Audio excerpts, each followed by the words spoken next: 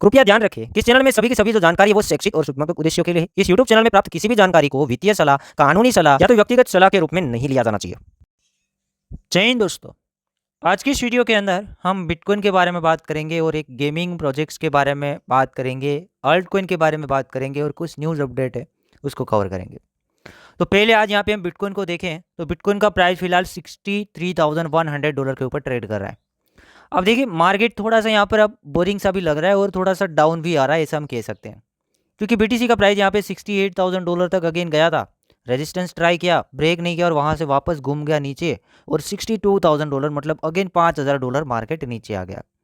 अब मार्केट का अभी जो करंट सपोर्ट एरिया है, हर एक वीडियो के अंदर डेली बात करते हैं, वन साइड ही बताते हैं कि अभी 100 एसए में जो यहाँ पर हमने इंडिकेटर लगाया है 100 एमए एंड टू 300 एमए, उसके अंदर 100 एमए आ रहा है $58,700 के आसपास। ये लाइन आपको दिख रहा है, एक करंट सपोर्ट एरिया है। मार्केट गिर के भी आती है तो इसके ऊपर आपको थोड़ा नज़र रखना है कि क्या इसके ऊपर सस्टेन करती है या नहीं करती है।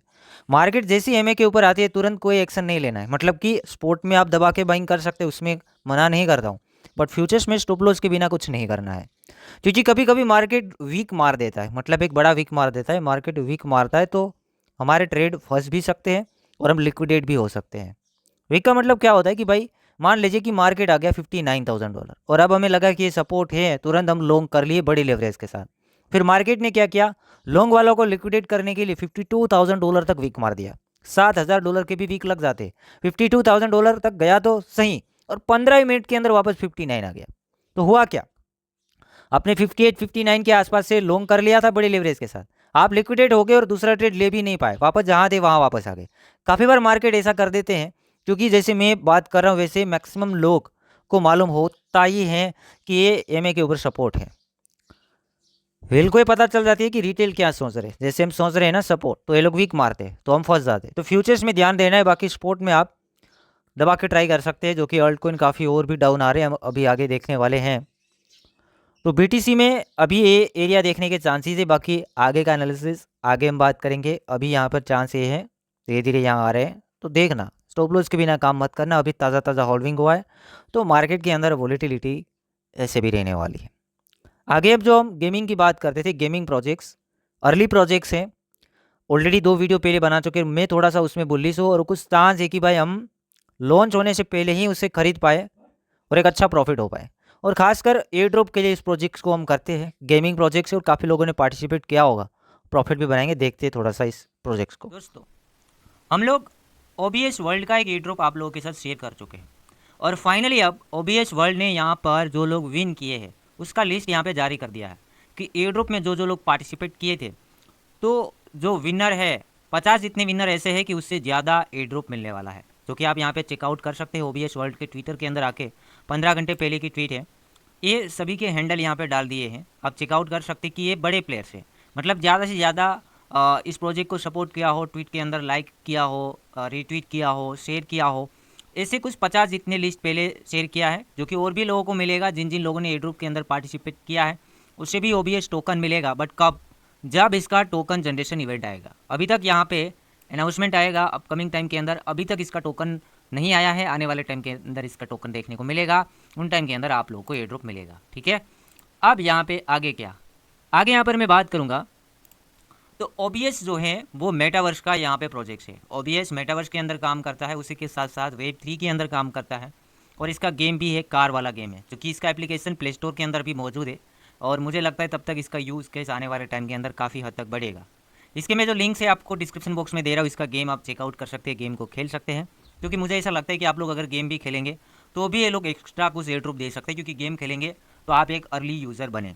फ्री के अंदर गेम खेला जा सकता है तो इसे गेम आप खेल सकते हैं और मेटावर्स का एक्सपीरियंस ले सकते हैं इसके एप्लीकेशन के अंदर, और वहाँ पे डेली चेकिंग वाला ऑप्शन है तो आपको कुछ पॉइंट्स भी मिलेंगे और मेरे हिसाब से पॉइंट के हिसाब से आपको OBS इसका नेटिव टोकन मिलने के चांस है वो बन जाएंगे। बाकी आप इसके ट्विटर को फॉलो करके रखें और ट्विटर के अंदर नए नए यहाँ पर इवेंट्स आते हैं उसके ऊपर भी थोड़ा सा नज़र रखें, क्योंकि कोई छोटा मोटा प्रोजेक्ट्स नहीं है। मुझे लगता है कि गेमिंग इंडस्ट्री, मेटावर्स इंडस्ट्री के अंदर काफ़ी अच्छा प्रॉफिट्स दे सकता है।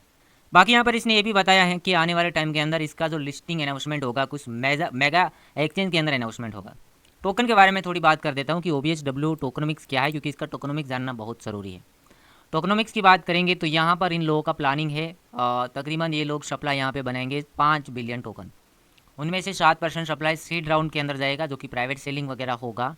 उसके अंदर हम बाइंग नहीं कर सकते क्योंकि इसके अंदर बड़े बड़े प्लेयर होंगे, वो बाइंग करेंगे। Seed round and private sales.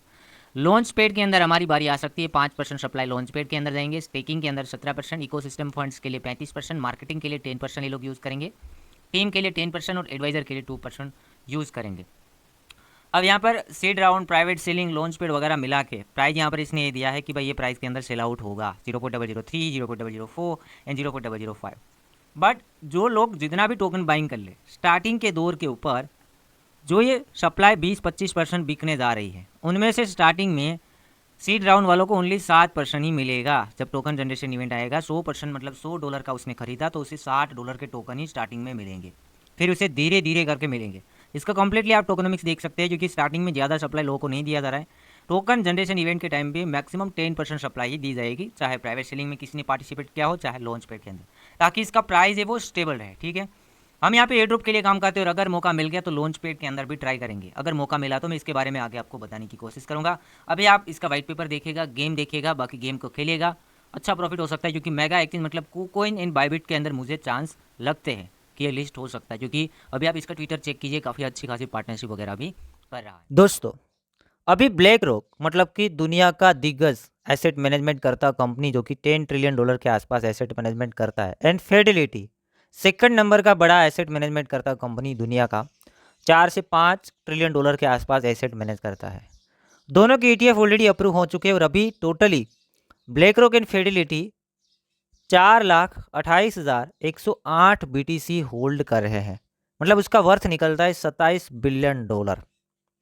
$27 billion worth के जो स्पॉट बिटकॉइन ETF है वो होल्ड कर रहे हैं ब्लैक रॉक एंड फिडेलिटी।